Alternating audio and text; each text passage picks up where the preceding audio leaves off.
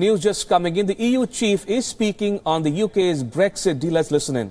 She was negotiating in a gentleman manner, and I'm very grateful, Prime Minister, for that. On Ireland, the EU has consistently supported the goal of peace and reconciliation enshrined in the Good Friday Agreement. The European Union has made it a priority to protect the peace process on the island. I have been in regular contact with the Taoiseach over the last days, including last night and including last negotiations we had in the course of yesterday with our Irish friends. The UK has made significant commitments on the avoidance of a hard border after its withdrawal from the European Union. All of the EU27 stand firmly behind Ireland and behind the peace process. Let me be clear, we still have a lot of work to do. The joint report is not the withdrawal agreement. That agreement still needs to be drafted by the negotiators on the basis we have agreed yesterday and today, and then approved by the Council and ratified by the UK Parliament and the European Parliament. 534 days ago, the British people voted to leave the European Union. 9 days ago, the United Kingdom notified its intention to leave the European Union. And in 477 days, the United Kingdom will do just that. I will always be sad about this development. But now we must start looking for the future. A future in which the United Kingdom will be and will remain a close friend and ally. The Prime Minister and I discussed the need for a transitional period, and we dedicated much of our meeting to our joint vision of a deep and close partnership. It is crucial for us all that we continue working closely together on issues such as trade, research, security and others. We will take things one step at a time, starting with next week's European Council. But today, I'm hopeful that we are now all moving towards the second phase of these challenging negotiations.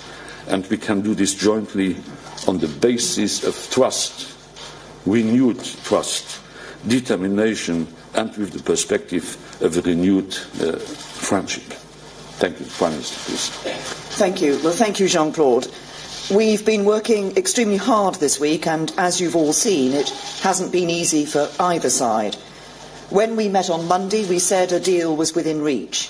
What we have arrived at today represents a significant improvement, and I'm grateful to the negotiating teams led by David Davis and Michel Barnier for their efforts. Getting to this point has required give and take on both sides, and I believe that the joint report being published is in the best interests of the whole of the UK. I very much welcome the prospect of moving ahead to the next phase, to talk about trade and security, and to discuss the positive and ambitious future relationship that is in all of our interests. I've consistently said that we want to build a deep and special partnership with the EU as we implement the decision of the British people to leave at the end of March 2019. Doing so will provide clarity and certainty for businesses in the UK and the EU, and crucially for all our citizens. The deal we've struck will guarantee the rights of more than 3 million EU citizens living in the UK and of 1 million UK citizens living in the EU.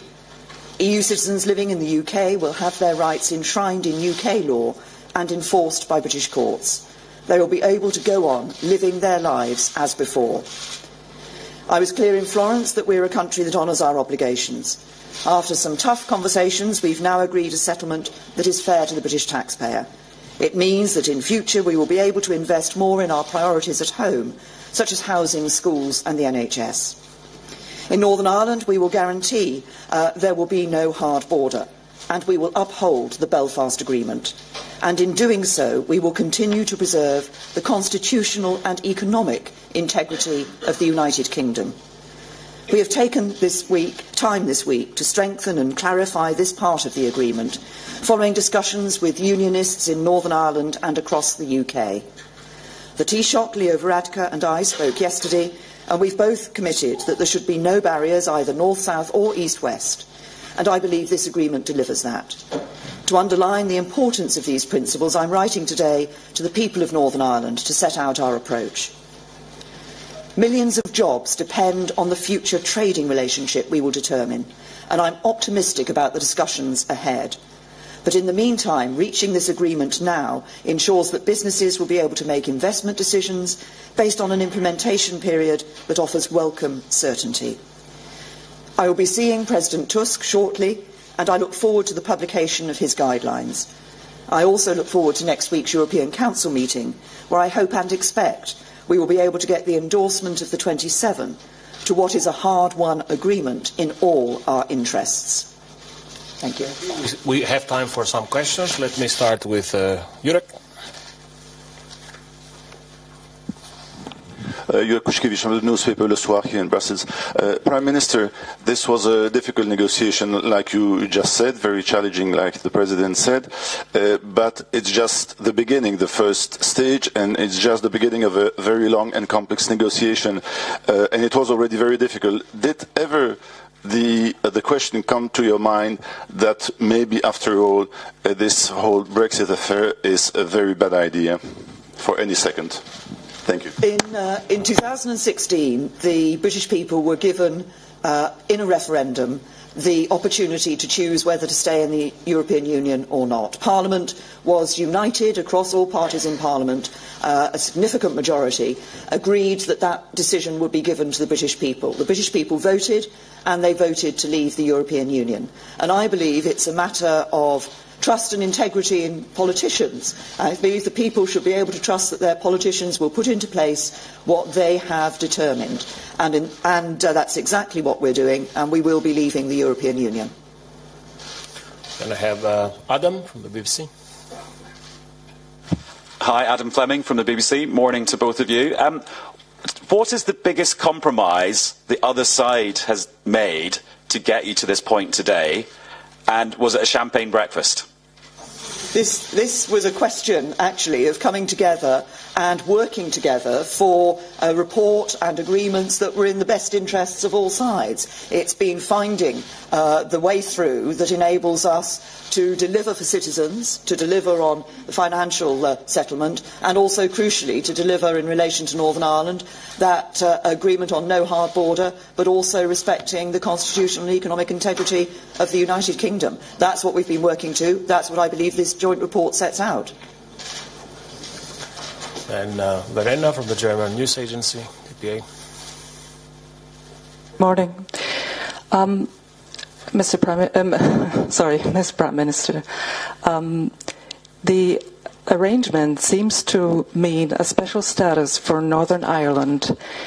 How come your partner, the DUP, accepted that? And will it not mean that the rest of the UK will also remain in the single market?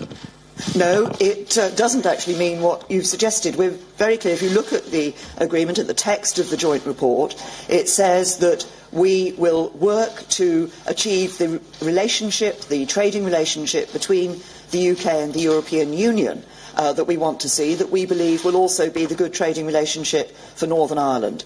If that is not the case, then we will look for specific solutions to what are the unique circumstances of Northern Ireland. Everybody recognises that because Northern Ireland is the only part of the UK with a land border with a country that will be remaining within the European Union, that is a set of unique circumstances, and indeed there are already unique circumstances and specific solutions for Northern Ireland. There's a single electricity market across the island of Ireland, for example.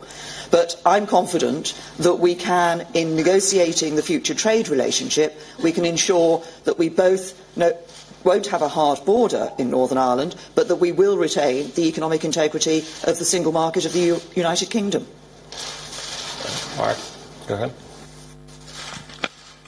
Good morning to you both. Mark Stone from Sky News. Prime Minister, could I ask you, in simple terms, what has changed between Monday's lunch and now, which allows you to say a deal's done now and you couldn't on Monday? And President Juncker, for you, if I may, specifically on the European Court of Justice, it was one of the big sticking points. The Prime Minister says now that EU citizens in the UK will be under UK law and UK courts. Is that correct? And are you happy with that? Should I take it? No. So on the first point, as we both said when we stood here on Monday, there were a couple of issues that we still had to finalise as we went through the last few days. But as I said in the remarks that I've just made, we have, one of the things you can see is a strengthening of the commitments in relation to Northern Ireland and the United Kingdom. I think that's important. I think that's helpful. So within the joint report, you will see the commitment both to no hard border between Ireland and the Northern Ireland, but also that we ensure that we retain that constitutional integrity and economic integrity of the United Kingdom. For EU citizens, the European Court of Justice will still be competent. Michel Barnier will explain you later on in detail what this is about, because it would take too much time to explain this in detail. This concludes our press conference. Thank you. Thank you.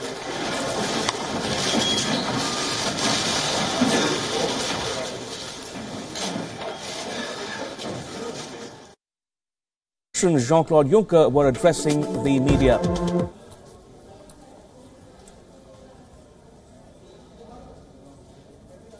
All right, for more on this story, I'm now joined by my colleague Jessica Taneja from the WION newsroom. Jessica, what's the biggest takeaway for you from that press conference we just watched? Put it into context for the WION viewer, if you will.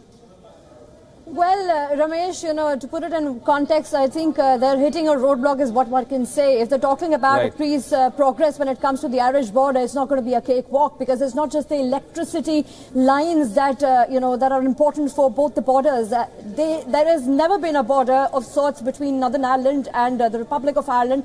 And this point might just create a lot of problems for UK while it exits the European Union.